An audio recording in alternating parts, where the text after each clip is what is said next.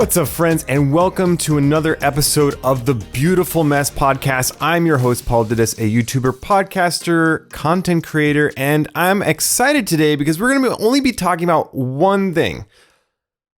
Ironically, that one thing is also a book, but it's an idea that I think will help you elevate your productivity, be able to do more with less.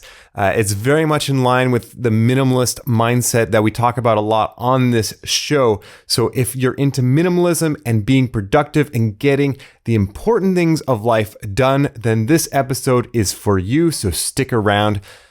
First off, let's get focused. Let's dial in. And so the book is The One Thing: The Surprisingly Simple Truth Behind Extraordinary Results by Gary Keller. And let me just tell you, folks, multitasking is a lie. That's one of the things that you'll learn from if you read the book. Even if you don't read the book, you'll get a lot out of this episode. So don't worry if you're not a book nerd like I am. This year, my goal is to read 40 books. And in fact, I'm nearly done with that. It's December 1st today. And we're rolling into this month with 38 books read. So just two more. And one of them is The One Thing by Gary Keller. And Gary Keller is the co-founder and CEO of, I think it's a real estate company. Let me just look it up for you. I double checked. And yes, it is Keller Williams real estate company. So he co-founded that and is very much involved in that company. And he found time to write a book in the midst of that. So some of the key ideas, and one of my favorites is about Domino's, not the pizza company, but Domino's, those little things that you used to play with maybe as a kid.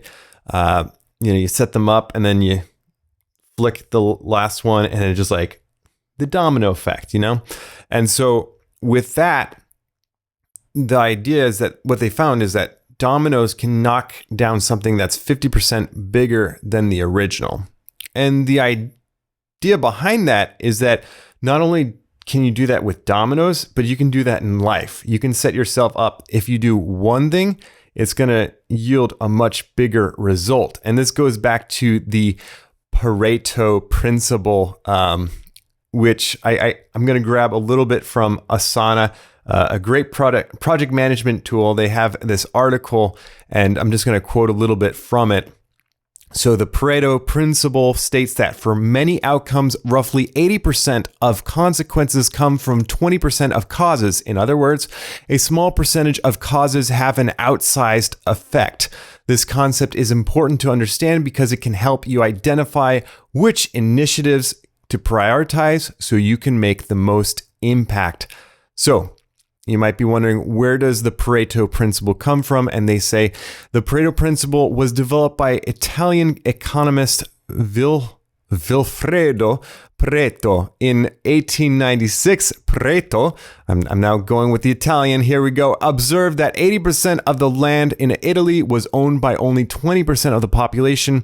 He also witnessed this happening with plants in his garden. 20% of his plants were bearing 80% of the fruit. This relationship is best mathematically described as a power law distribution between two quantities, in which a change in one quantity results in a relevant change into the other. And again, this is from a Asana article. I'll link to it in the description. And speaking of description, if you're listening to this podcast, wherever you're listening to it, please rate, review, subscribe. And if you're on YouTube, please subscribe. I'm kind of focusing in a little bit more on YouTube. I'm going to probably put a little bit more gems into that.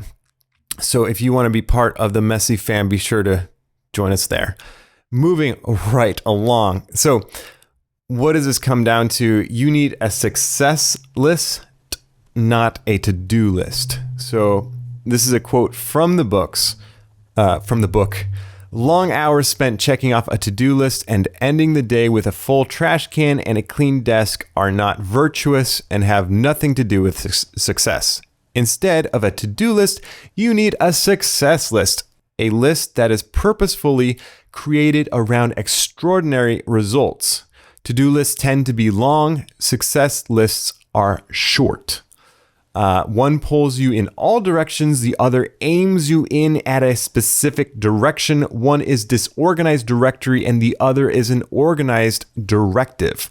If a list isn't built around success, then that's not where it takes you. If your to-do list contains everything, then it's probably taking you everywhere but where you really want to go. So it's good, make a list dump of everything that you've got going on, but then take that list and then prioritize.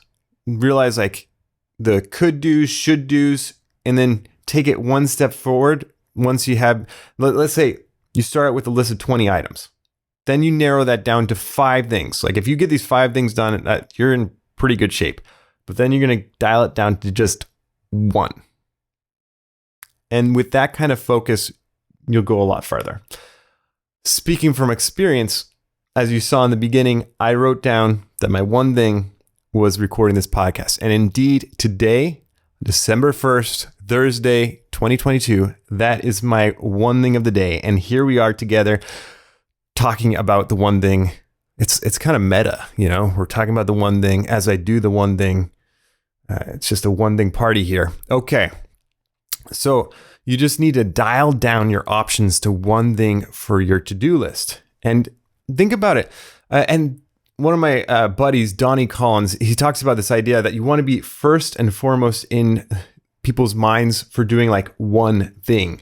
And you think about a lot of successful people, what are they known for? Michael Jordan, basketball, he does other things. He's got, shoes and everything else. But when you think of Michael Jordan, you think basketball. Star Wars, the movies, even though they make a lot of money from their, merchandise and all of that, it comes back to the movies. Because if you didn't have the movies, it's like the chicken and egg thing. If you don't have the chicken, then you don't have the egg. We're not going to get into that discussion here. But anyways, it's like Michael Phelps, another great example. He could probably do a lot of other things well, but he really honed in his skills on being the best swimmer that he could be. And so that's what you want to focus in, is dial in your focus on one thing. And you can do this in multiple areas of your life. Maybe you have one thing for your physical health. Maybe it's going to the gym every single day. That's going to be your one thing. Maybe it's for your intellectual.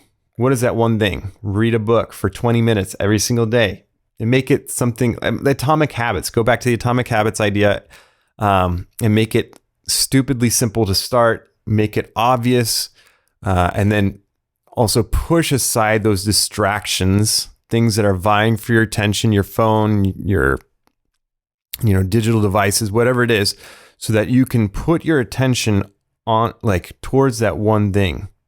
And this exercise of putting down on paper or wherever you want to write it, this one thing is all of a sudden you're like, okay, if I get this one thing done today, and that's the only thing I get done, it will yield a lot more results.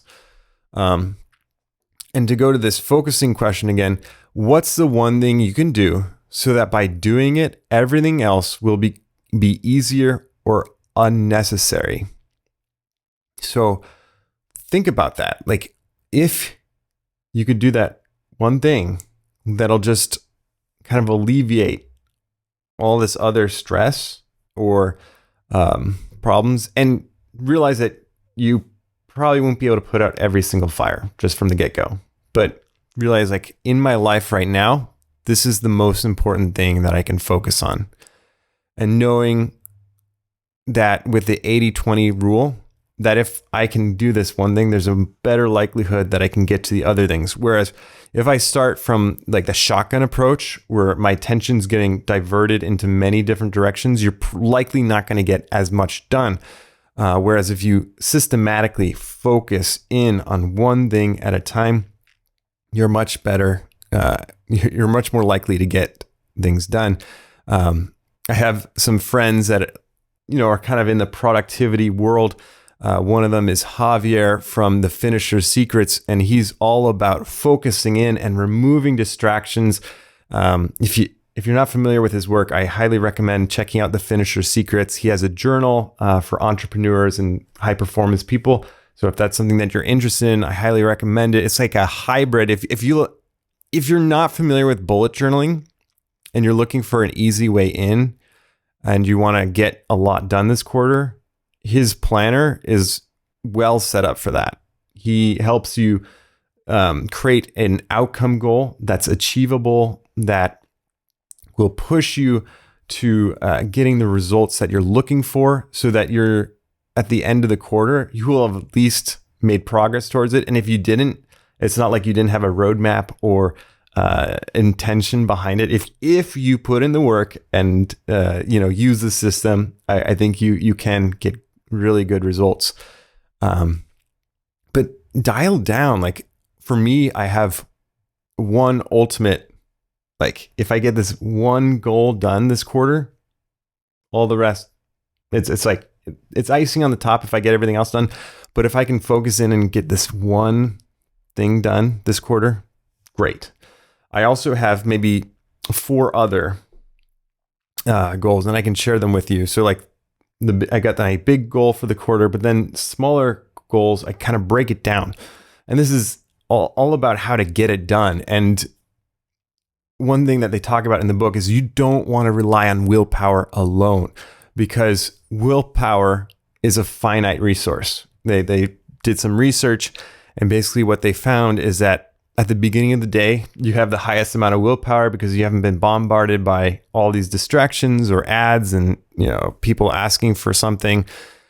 But instead, you've got the best willpower, and that's why you might want to focus on your one thing early in the morning when you got as much juice as you can to put towards that passion, energy, and so they say don't rely on willpower.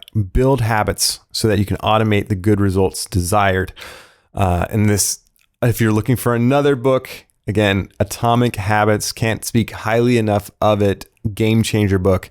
So people received more favorable outcomes. I think they were, it was like a justice system, and people that asked, for release or something, they got favorable results earlier in the morning, and then the other time was after lunch. So plan your work accordingly, so that when you know that you're like going to bring your best game, put that one thing there so that you can make sure that you're going to give it your all and set yourself up for success.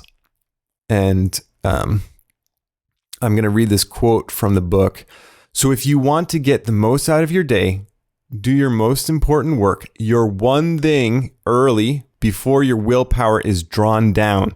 Since your self-control will be sapped throughout the day, use it when it's at full strength on what matters most. And so like, again, like be minimalistic. And I think this is where like minimalism can be super helpful, is that once you reduce all the noise, it's going to be a lot easier for you to identify what that one thing in your life is, so that you know that if you focus on this, you'll yield a much better result. Let's say that you're starting out a business. Maybe you identify the one thing as getting your first customer.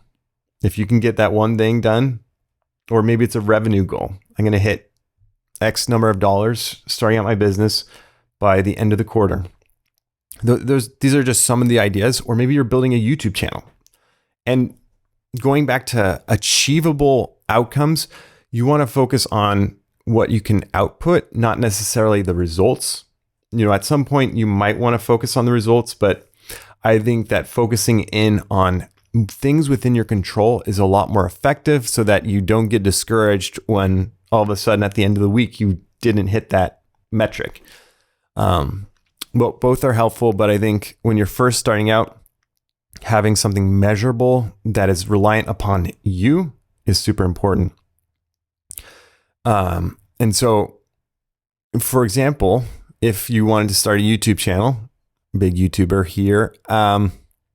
So if you wanted to start a YouTube channel, I would suggest don't focus in on getting 1,000 subscribers at first, or focus in on getting 100 subscribers. Focus in on making a good video. Notice that I didn't say the best video, because I want you to focus on outputting more videos, because the more videos that you create, the better you'll get. Same thing with this podcast. We're on episode number 53. If you go back to the very first episode, I'm sure it was not quite as good as this one. Hopefully. I mean, because my hope is that each episode I'm improving just a little bit and a little bit. And I want you to join me on this journey, because I think hopefully at some point we can maybe create a community of people that are looking to improve their life through use of technology, through ideas like minimalism, and reading great books like The One Thing, so that you can stay on top of keeping yourself sharp and, improving yourself, getting towards, version 2.0 of you, upgrade your life. Don't merely sit back and let life happen. Realize that you have the ability to make a difference, and make a difference for good. And I think an important part of that is starting small, recognizing that life is messy, as the podcast is. This week, I'll tell you, was a messy week for me. I had, like usual, I have like a grand plan of what's going to happen, but then all of a sudden, sickness, like it hit. Thanksgiving weekend, everything was great Thanksgiving, and then people started dropping like flies. Everyone got sick. Luckily, I don't think I got sick, surprisingly, but we've had plenty of doctor's visits, and it's been crazy. It's like you don't plan on these things, but you just embrace the beautiful mess of life. Is it a walk in the park? Nope, but it is worth it. It is worth embracing everything, the good, the bad, and realizing what you can do to make the most of a situation, even if it's not ideal. And, that's the thing, is like, life's going to you can't predict what the day is going to bring, but you can bring your best self to it, so that if something negative happens, you can respond positively and make a difference in the lives of those around you. So I think that's hopefully something that you can take out of this episode, is that by focusing in on those things that you can control, and by dialing in even further until you get to the one thing that's going to make your week better, that one thing that's going to make your day better, and building habits so that you set yourself up for success, you're going to go a lot further. And my suggestion to you is make a list of everything that you have to do. Then take it and maybe start the most important ones, the ones that will bring you success, your success list. You got that now. Then take that one step further. If you could only do one thing, what is it that will make your life easier, or take out something, that will make everything else unnecessary? So for me today, it was making this podcast, being with you, sharing these insights. I hope they were helpful to you. And I encourage you, if you want to be part of the Messy Fam and learn whenever I decide that we're going to create this group, I'm thinking this should happen. If you think so too, drop me a message. I'd love to hear from you, or drop a comment below if you're interested in something like that, to keep each other going and to encourage each other. Let me know.